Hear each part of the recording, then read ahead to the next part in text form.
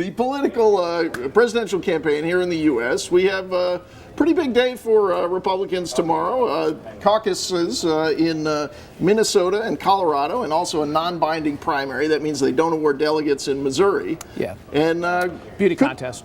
Beauty contest, but looks like could be a big day for Rick Santorum. Well, it's Santorum's. It has the potential to be Santorum's best day since Iowa, because Gingrich isn't on the ballot in Missouri. So what you get is a contest where he's going to be the main conservative opponent. I mean, Ron Paul will still have his libertarian followers, right? But Santorum, if he could really get close to Romney in Missouri, that would be a very nice, good showing. And then in Minnesota, what's fascinating today is the pivot by the Romney campaign, because they've been targeting Gingrich. Right. Barrage after barrage, attack ad, news release, press conference, sound bites, you name it. Today they turned to Santorum.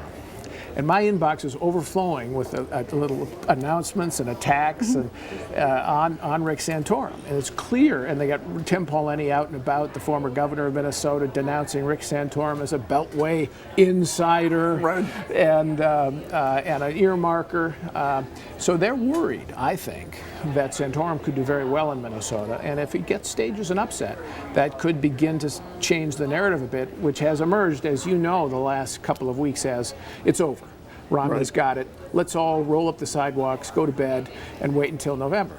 Well, this is interesting because it seems Newt Gingrich has been very vocal at times, suggesting that Santorum perhaps ought to call it quits. And I suppose a big showing tomorrow, maybe Santorum should be the one to say to Newt Gingrich, let me take Romney on one-on-one.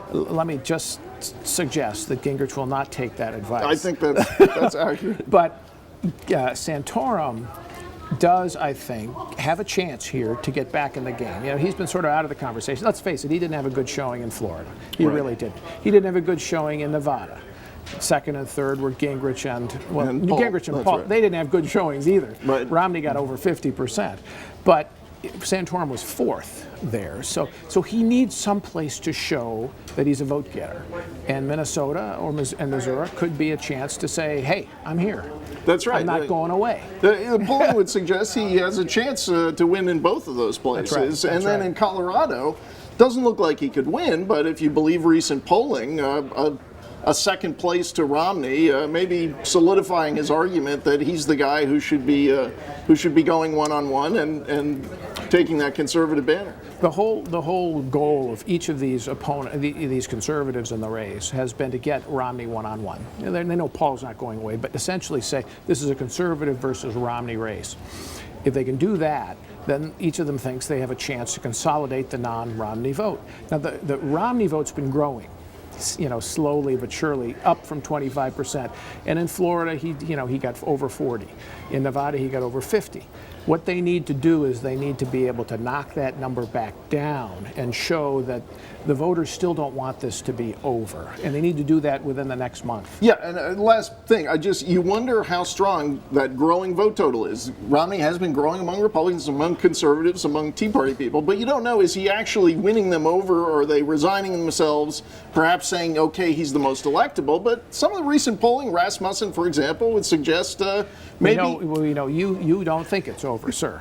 You're questioning me about it, but you don't think it's over. Look, I think there is a fair bit of resignation here on the part of the Republican electorate. They really want to beat Obama. They're not thrilled with any of the candidates, okay? So, but slowly but surely they're saying, okay, yeah, looks like Romney can win. Newt's, a little out there, is flitting all out and about, attacking capitalism and everything else. Lunar colonies.